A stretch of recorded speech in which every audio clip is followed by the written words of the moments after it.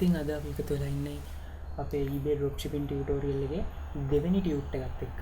ඉතින් අද අපි බලමු මොනවද මේ eBay dropshipping කරගෙන යනකොට අපිට තියෙන්න ඕනේ මූලිකම අවශ්‍යතා කියලා. මම ඔයාලට රෙකමන්ඩ් කරනවා පරිගණකයක් තියෙන එක තමයි මේකට ගොඩක්ම හොඳ කියලා. මොකද මොබයිල් ෆෝන් එකෙන් අපි වැඩ කරගෙන යනවට වඩා රිසර්ච් කරන්න වගේ දේවල් වලට අපිට ගොඩක්ම ගැලපෙන්නේ පරිගණකයක්.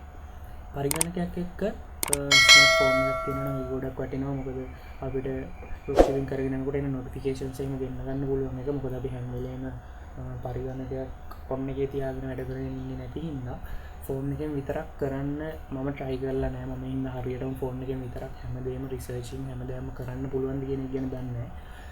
ඔයාට පරිගණකයක් තියෙන එක තමයි මූලිකම අවශ්‍යතාවය මේ dropshipping කියන වැඩේ ඉස්සරහට කරගෙන යන්න. ඊළඟට ඔයාට හොඳ ඉන්ටර්නෙට් කනෙක්ෂන් එකක් තියෙන්න ඕනේ. ඒක Wi-Fi එකක් වෙන්න පුළුවන්, dongle එකක් වෙන්න පුළුවන්. ඒ වගේ ඕනෙම ඉන්ටර්නෙට් ඇක්සස් කරන්න පුළුවන් විදිහේ කනෙක්ෂන් එකක් ඔයාට තියෙන්න ඕනේ. ඊට පස්සේ PayPal account එක කියන එක ගොඩක් වැදගත් දෙයක්. PayPal account එක ගැන මම කලින් ටියුට් එකක කතා කරා. ඒ වගේම ඒකෙන් මම පල්ලෙහා description එකේ දාලා තිබුණා PayPal account එකක් හදාගන්න වීඩියෝ එකේ link එක. ඉතින් මම මේකේ description එකට දාන්නම් PayPal account එකක් හදන link එක. ඒකෙන් ගිහිල්ලා PayPal account එකක් හදාගන්න. ඊට පස්සේ email එකක් තියෙන්න ඕනේ අපිට eBay account එකක් create කරගන්න. ඉතින් මම Gmail එකක් හදන විදිහේ වීඩියෝ එකක් දාලා තියෙනවා. මම ඒකේ link එකක් description එකෙන් දාන්න. email එකක් හදන එක නම් ගොඩක් ලොකු දෙයක් නෙවෙයි. ඒ හින්දා ලොකු විස්තර කිරීම මොකුත් නැතුව විනාඩි 2-3 වගේ එක මම ඉවර කරලා තියෙනවා. ඒක ගොඩක් වෙලාවට බලන්න අවශ්‍යතාවයකුත් නැහැ. ඔයාලට පුළුවන් email එක ඔයාලගේ විදිහට create කරගන්න. ඉතින් ඊළඟට මට කියන්න දෙන්නේ ඔයාලට drop shipping කරන්න business knowledge එකක් ඕනද? business knowledge එකක් නැතුව අපිට drop shipping කරන්න බැයිද? ඇත්තරම් මට සාමාන්‍ය සිද්ධ වෙන මේ general business ගැන කිසිම knowledge එකක් නැහැ. ඒක ගැන කිසිම අධ්‍යයනයක් මම කරලත් නැහැ. dropshipping කියන දේ ඇත්තටම මේ business knowledge කියන එකත් එක්ක යන්නේ නැහැ. dropshipping කරන්න අවශ්‍ය දේවල් ටිකක් තියෙනවා. researching කරලා මොනවද මේ දවස්වල trend වෙන දේවල් වගේ දේවල් ටිකක් හොයාගන්න එක. ඒ දේවල් එච්චරම අමාරු දේවල් නෙමෙයි. ඉතින් අපි කතා කරා මොනවද මේ මූලිකම අවශ්‍යතා කියන එක ගැන. ඉතින් අපි ඊළඟට යමු ඊළඟ කොටසට eBay account එකක් create කරන කොටසට. හරි. අපි Google එකට ගිහිල්ලා search කරගමු eBay කියලා. හරි. ebay.com එකේ website එක එනවා අපිට. අපි ඒකට මුලින්ම log වුණාම අපිට මේ වගේ window එකක් තමයි බලා ගන්න පුළුවන් වෙන්නේ. ඉතින් මේ window එකේ ඔයාලට පේනවා මෙතන උඩ hi sign in or register කියලා හදලා තියෙනවා. මේ sign in වෙන්න අපි ගාව account එකක් නැති හින්දා අපි register කියන එක click කරලා මේ eBay account එකක් create කරන වැඩේ පටන් ගමු. හරි, මෙතනදී අපේ first name එක අහනවා. ඒ වගේම අපේ last name එක අහනවා. මම මගේ first name එකයි last name එකයි මෙතන type කරගන්නවා. මේ details දෙනකොට අපේ ඇත්තම details මෙතනදී දෙන්න ඕනේ. email එකකුත් මම type කරගන්නම්. එතන මම මෙතන type කරගන්නේ අතන මම Gmail එකක් හදනකොට කියපු email එකම තමයි.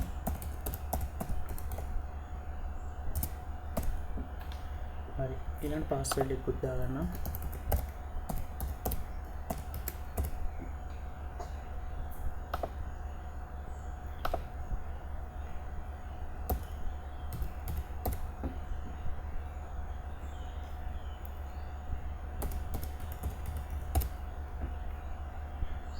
ටිකක් දිග වැඩි වුණා වගේ.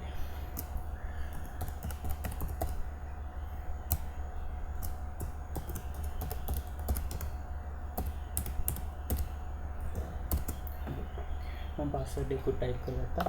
password එක type කරගෙන create account කියන එකට යන්න.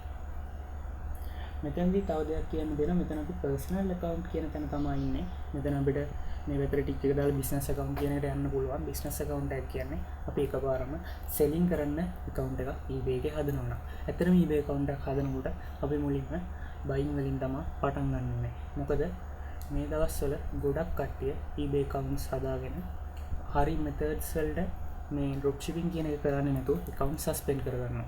ඉතින් eBay එකේ ලොකු security එකක් තියෙනවා. එයාලා ගොඩක් එයාලගේ මේ selling කරන්න එන අය ගැන සැලකිල්ලෙන් ඉන්නේ.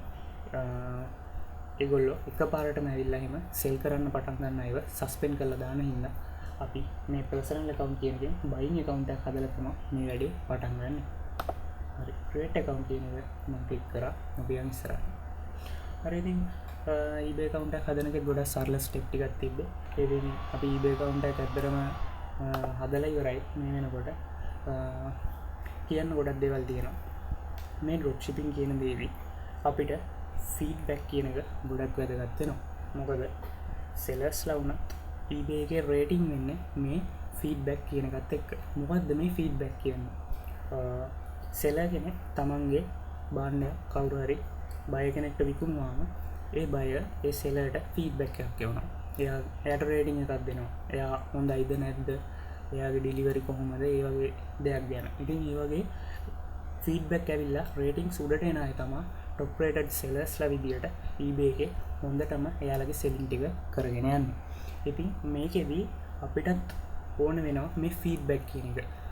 විශේෂ දෙයක් කියන්න තියෙනවා eBay එකේ feedback ගන්නේ buy කරලාද sell කරලාද කියන එක අදාළ වෙන්නේ නැහැ. ඒ කියන්නේ මෙන්න මෙහෙමද. අපි මොනවා හරි දෙයක් eBay එකට ගිහිල්ලා මිලදී ගන්නවා. එතකොට අපිට පුළුවන් ඒ sellerට feedback එකක් දෙන්න වගේම ඒ sellerටත් පුළුවන් අපිට feedback එකක් දෙන්න. ඉතින් ඒ වෙලාවේදී අපි buyer කෙනෙක් විදිහට මෙන්න මේ feedback එකතු කර ගැනීමක් සිද්ධ කරනවා. ඉතින් feedback එකතු වෙලා buying account එක හොඳට තියෙනකොට ඊට පස්සේ තමයි අපි selling වලට මාරු වෙන්නේ. ඉතින් selling වලට මාරු වෙන තැනදී අපිට feedback හොඳට ඇවිල්ලා eBay එකෙන් අපිව පිළිගන්න තත්ත්වෙක තිබුණොත් අපිට පුළුවන් මේ selling කටයුතු සස්පෙන්ඩ් වීමකින් තොරව ඉස්සරහට හොඳට කරගෙන යන්න. ඉතින් අද අපි කතා කරේ මොනවද මූලිකම අවශ්‍යතා මේ eBay dropshipping වලට කියන එක සහ කොහොමද eBay account එකක් create කරගන්නේ කියන එක ගැන. ඉතින් eBay account එකෙන් කොහොමද buy කරගෙන ඉස්සරහට යන්නේ? ඒ වගේම selling පටන් ගන්න කලින් කරන්න ඕනේ අනිත් දේවල් මොනවද කියන එක අපි ඊළඟ ටියුට් එකෙන් කතා කරමු.